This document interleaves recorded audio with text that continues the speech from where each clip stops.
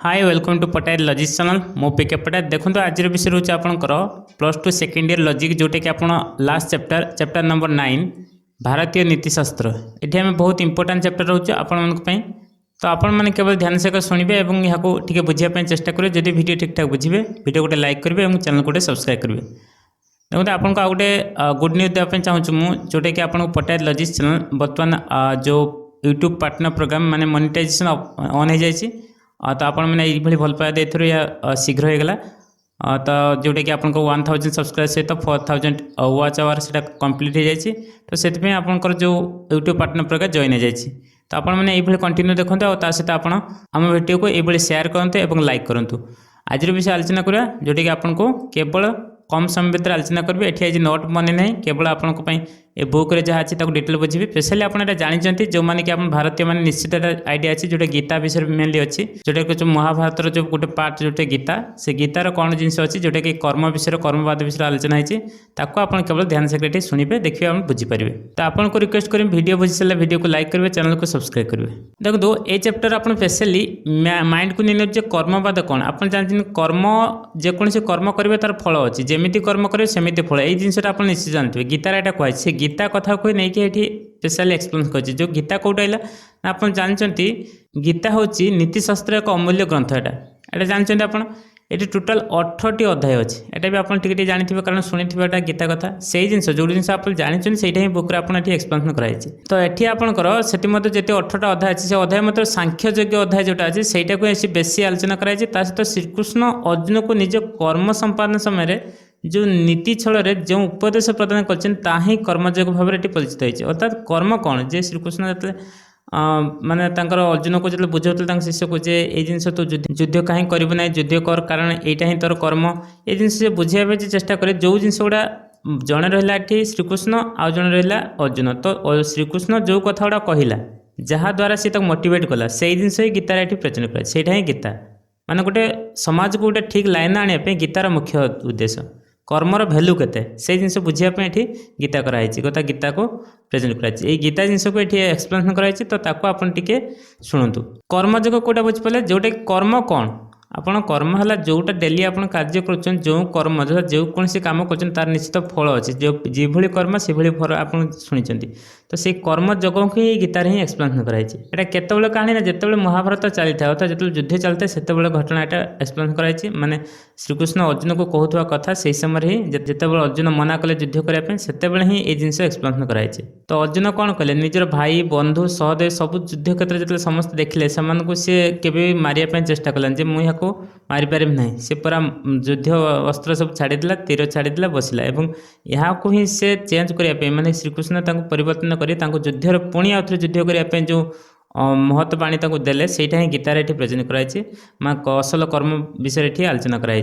गीता हूँ हिंदू परंपरार एक प्राचीन शास्त्रीय ग्रंथ यहाँ मन रखिए आम भी जानते यहाँ मेसेली आप संस्कृत भाषा लिखाई जे बेले आप हिंदू धर्मर 3टी मूल स्तंभ हूँ आपंकर गीता प्रथम रहा तापर उपनिषद तापर हूँ ब्रह्मसूत्र ए 3टा ही हिंदू धर्मर मुख्य स्तंभ अर्थात मुख्य नीतिबाणी ए सब लिखाई तो हिंदू धर्म ये 3टा को बेसी विश्वास करते स्पेशली गीता को तो आप ठाकुर भाया पूजा करते गीता जो बुकटा अच्छे आप देखिए गीता जोटी आप देखिए कोर्ट कचेरी देखिए गीता पर हाथ रखी आम शपथ पाठ कर अर्थात गोटे प्रकार माने धार्मिक विश्वास अच्छी बहुत तो सेटा ही आम हिंदू धर्म मुख्य चिंताधारा। निष्काम कर्म अर्थात निष्काम कर्म कौन नेक्स्ट आम देखा निष्काम कर्म कौन जो भारतीय नीतिशास्त्र जोटा गीतार मुख्य जिनस निष्काम कर्म कौन गीता केवल नीतिशास्त्र पर प्राचीन साहित्य नुहे यह सुखमय जीवन यापन करने एवं बंचार कला शिखार एक विद्या मनीषर जो चेतना और चरित्र को एक सठिक मार्ग पहुंचा थाए शुद्ध जीवन यापन करने शिक्षा प्रदान करे या जगशास्त्र ग्रहण कराई हूँ गोटे जग माने गीता को जो पढ़ो से जग शास्त्र सहित आलोचना कराई गीतार जगर संज्ञा निर्धारण कराई कौन कहे से जग अर्थात जग कर्मेशु कौशलम जग कर्मेशु कौशलम जार अर्थ हूँ जग हूँ मनीषर कार्य करने दक्षता एथिरे कौन फल प्राप्ति आशा न रखी समुचित ढंग से कार्य करने को कहुई अर्थात आप कौन फल पर आशा करेंगे केवल कार्य बा कर्म करेंगे। गीता अनुसार चरम ज्ञान आहरण चरम वास्तवता उपलब्धि 3टी विषय ज्ञान आहरण आवश्यक होता है 3टा विषय आप जानवा दरकार सेगुड़ा है आपंकर पुरुषोत्तम पुरुष निष्काम कर्म यही 3टी कार्य मध्यम आपड़ चरम ज्ञान आहरण करेंगे। गीता कहूँ गीतार प्राण केन्द्र हूँ आपंक कर्मयोग ही प्राण केन्द्र, अर्थात से गीतार जी कथा कह सबकि आप कर्मयोग सहित रिलेटेड। जितेबाला अर्जुन युद्ध करने निज मन को सी स्थिर कले मुझे युद्ध करी ना, अर्जुनर विव्रत भाव को दूर करने जग मध्यम एक स्पष्ट वार्ता रखिंट श्रीकृष्ण, जोटा कि गीता माध्यम उपस्थान कराई। गीतार स्पेशली जो जग गुड़िक अच्छे से तीन टा जग कथा अधिक गुरुत्व दिखाई। से भर प्रथम है कर्मयोग, ज्ञान योग, भक्ति योग। ये तीन टी जग हूँ मुख्य, जोटा कि आपंकर गीतार स्पेशली कहुई। कर्मयोग तो बेसी फोकस कराई, आप ज्ञान योग, तापर है भक्ति योग। ये गीतार एटा आपंकर श्रीकृष्ण अर्जुन को बुझे। प्रकृत ज्ञान मोक्ष प्राप्ति और अज्ञानता दूरबंधन मुक्ति उपलब्ध हुए, जहाँ कर्मयोग शिक्षा देते। कर्म जदि आप करेंगे आप मोक्ष प्राप्ति हे। ठीक कर्म कले आप पुनर्जन्म हे ना, अज्ञानता दूर हम। तेणु जमी आप कर्म करेंगे सेमती आप फल पाइबे बोली ये गीतार वर्णना कराई।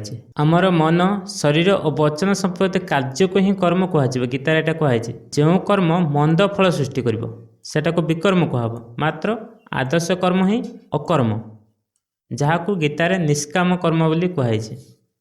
जोटा आदर्श कर्म आसवे से अकर्म, किंतु मंद फल जदि आप पाँच किसी कर्म खराब कर्म कले ताले आपको कहब विकर्म पाइले। जदि आपड़ कौन फल आशा न रखी संपूर्ण भाव मुक्त निरासक्त भाव कार्य करेंगे ताको आप निष्काम कहब। अर्थात आप तीन टा कर्म कथा कहला। प्रथम है कर्म, अकर्म, विकर्म, निष्कर्म। निष्कर्म कौटा जदि आप फल आशा न करेंगे। निष्काम कर्म प्रकृत कर्मयोग ही तार कर्म देखा था। जे मनुष्य कर्म न करते तो बंची पारे ना, कारण बिना कर्म मनुष्य बंचा संभव नहीं। तेणु कर्म निश्चित करेंगे। तेणु अकर्म आप निष्कर्मियता को बुझे ना, अर्थात अकर्म कहवा अर्थ आप किसी काम करेंगे ना, काम निश्चय करेंगे। बिना कर्म तो कहीं बंची पारे ना, जेकोसी कार्य करने पड़ो। आउ गोटे कथा मन रखिए, बिना फल प्राप्तिर कौन कर्म संभव हो न था। तेणु फल निश्चित पाए, जहाँ भी कार्य करे तार किसी फल थी। तेणु कर्म सहित कर्म फल सर्वदा संयुक्त ही रही है। सुतरां आनंददायक हो बा यंत्रदायक हो, जहाँ किसी आप कर्म करेंगे से कर्मर निश्चित फल पाइबे। यह ही बंधन। आउ जो आप कर्म फल को विश्व माने आशा न रखी जदि कार्य करबा कर्म करेंगे सेते बेले जो अवस्था आप पाइबे से जग अवस्थार गोटे विवेचना करा। तेणु गीतार कौन कहूँ ना, गीता अनुसार कौन कर्म द्वारा बंधन बा मोक्ष उपलब्धि हो न, बरं कर्म मूल आकांक्षा ही बंधन कारण होता है। आकांक्षाहीन कर्म द्वारा मोक्ष प्राप्ति होता है। अर्थात कौन आशा न रखी आपण कर्म जोटा करेंगे से मोक्ष प्राप्तिर मूल लक्ष्य। साधारणतः कर्म आप दुई प्रकार कहली, सकारात्मक कर्म को और निष्काम कर्म को। जो कर्म केवल फल प्राप्ति आशा रखे ताको सकारात्मक कहब, आ जो कर्म करने द्वारा जोटा कि तार फल आशा न थाए ताकू ही आप निष्काम कर्म कहब। निष्काम कर्म साधारणतः तीन टी लक्षण सर्वसाधारण प्रयुक्त है। यथा आपंकर रोचे कर्म फल वर्जन, निज कर्म कर अभियान त्याग और निजर समस्त कर्मफल ईश्वर को समर्पण करवा। तो एथिपाई श्रीकृष्ण कौन कले जे निजर कर्तव्य संपादन कर चल, कर्म उपर कौन आशा रख ना, किसी भी आपंकर से आशा रखी आम कार्य कर ना। तेणु निजर कर्म वर्तमान जोटा से कर चल।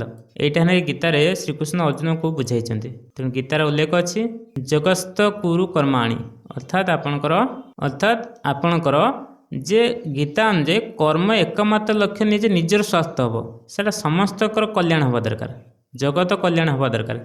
एभली कर्म करवा दरकार जगतर कल्याण उद्दिष्ट हवा उचित। तेणु से युद्ध करने अर्जुन को बाध्य कर लोक संग्रह कहुए। मैंने आप ओभरऑल जानापी चाहतु ए जिनसा आप कन्फ्यूजन करेंगे। जिनसा आप जेहतु गोटे पॉइंट गोटे जिन बारंबार कहुई कर्म कौन, कर्मवाद कौन, जगवाद कौन, ये सब जिन को बारंबार कहुई। तेणु आप बेसिक जिन जोटा बुझे प्रेजेंट करेंगे। अर्थात हिंदू धर्म कथा स्पेशली कहुई। हिंदू धर्म आप जानते भगवत गीता कथा जानते, से गीता उपर जो कथा कहुई से ही आप थे गीता को जो पढ़ीदेवे ये पूरा आइडिया पाइबे जे कर्मर भैल्यू के, कर्म द्वारा आप कौन हे, कौ कर्म कले आप फल मिल। तापर आप जो कर्म कहाँपाई करेंगे, निज व्यक्तिगत फल पाए ना समस्त पाई। आप जानते गीता हूँ महाभारतर गोटे पार्ट पतला अंश विशेष। यहाँ लिखी आप महर्षि व्यासदेव, जोटा रचित कराई क्या द्वारा महर्षि व्यासदेव द्वारा महाभारत रचना करते। आप पाठ कराई गीता। विशेष आप कहूँ भगवान श्रीकृष्ण सहित अर्जुन को जो कथबार्ता युद्ध क्षेत्र से ही आपंकर गीतार प्रेजेंट कराई। मेनली आध्यात्मिक वार्तालाप क्या कथा गीतार कहुई। गीतार आप कर्मयोग बा कर्मवाद विषय बेसी उल्लेख कराई, कर्म कले कौन फल मिल से जिन को ये उल्लेख कराई। तेणु शेष में आप ये मन रखु निजर स्वार्थ प्रति कौन कर्म न करी समस्त को बा जगतर कल्याण निमित्त जो कर्म करा से ही आपंकर कर्मयोगर मुख्य लक्ष्य। तो यहाँ वाला आपंकर भारतीय नीतिशास्त्र मुख्य लक्ष्य तापर आपंकर यही चैप्टर किसी नेक्स्ट पार्ट कंटिन्यू अच्छी ताकू आप देखूँ ये वीडियो ठीक ठाक जो बुझे वीडियो को लाइक करूँ चैनल को सब्सक्राइब करूँ आपको आउ थे कह शेष में आप निश्चित ए विषयटा को थे आप निजे पढ़ू देखिए बुझीपारे विशेष किसी एक्सट्रा जिन ना जोटा बुझा भाया आपन केवल कर्मवाद विषय कहुई श्रीकृष्ण अर्जुन को कौन कहते कौ जिन भैल्यू रही से जिन ये एक्सप्लेन कराई जेहेतु बुक्रे ये लिखाई मुझे बुक्रे बुझेली तो आपण मैंने ठीक ठाक लगे वीडियो को लाइक कर दिखाँ चैनल को सब्सक्राइब करूँ thanks for watching thank you.